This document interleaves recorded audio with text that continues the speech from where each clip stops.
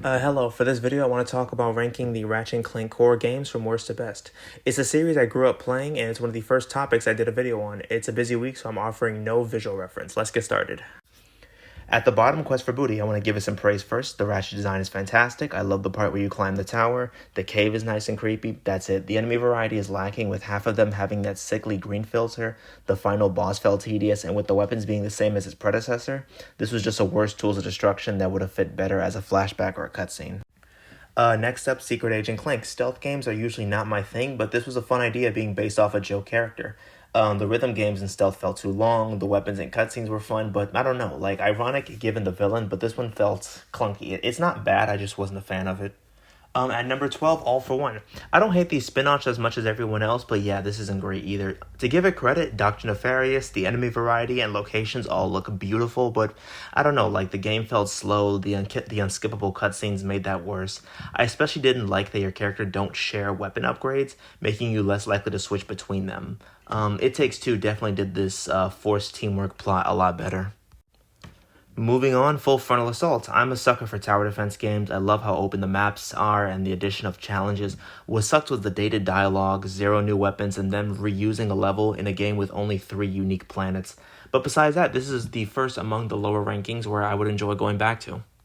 Okay, size matters. This was one of the first real video games I ever played. It's janky, the plot's forgettable, and the rhino's too expensive. Call it nostalgia, but I don't hate it as much as everyone else. I love the armor system, making it one of the few times I wanted to use the wrench.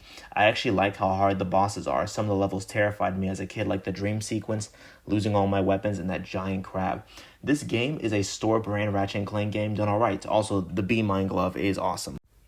Into the Nexus. The more I think about this game, the more I realize how great it is and how much future titles borrow from it. Jumping around with the grav boots, the Zircon family, finally giving the sniper a slow-mo function, all came from this game. Oh my god, they brought back collectathon levels, raritanium upgrades, and thugs for less. I don't know why Rift Apart changed their name to Goons, but yeah, if this game was longer, it would easily crack top 5. Easily. Continuing up, we have Ratchet & Clank for the PS4. I have problems with this game. It sucks that the skill points are now gone. There weren't many new weapons. I didn't like them locking a gun behind a pre-order bonus. Even without looking at the original story, what they wrote for the remake is still boring, especially the whole Galactic Rangers plot. Despite that, this is great. The original planets look amazing in HD, and the gameplay's at the time the best it's been. It's well made with a generic story.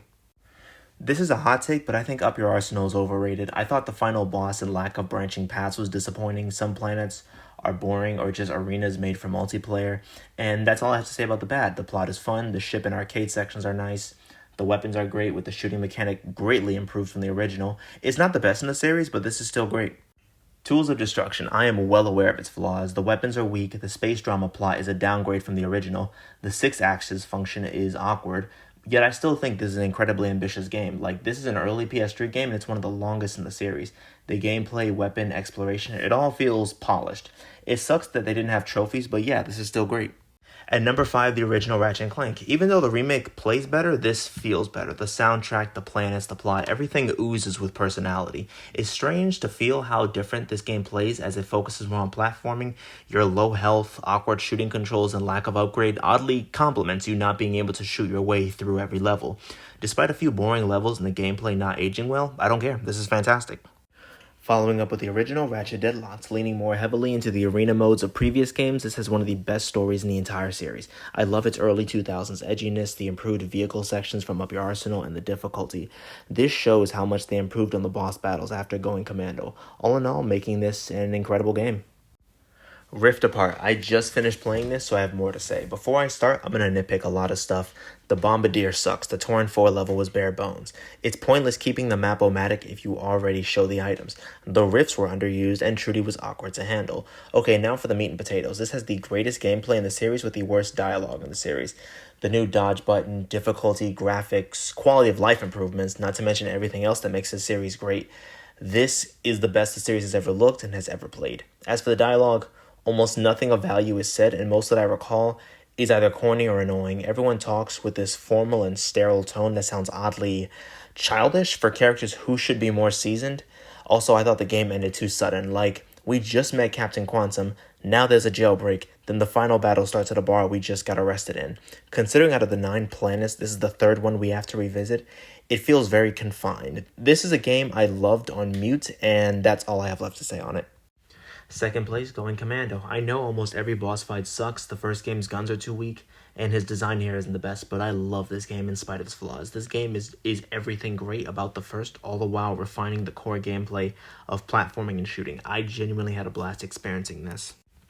First place is obvious for the fan base, A Crack in Time. For the sake of repetition, I'm only bringing up what I haven't mentioned in other games. This has the greatest Clank sections in the franchise. It introduced the hover boots, a now staple in the series. Instead of branching paths, we get moons to explore, similar to Rift Apart's pocket dimensions. The plot moved me when I was younger, as this was a Christmas gift for me. Admittedly, the opening is a slow burn, but I don't care. I think this game is not only the best in the series, but one of my favorite video games ever made. So yeah, that's the end of the video. Thank you for watching, and I hope you enjoyed it.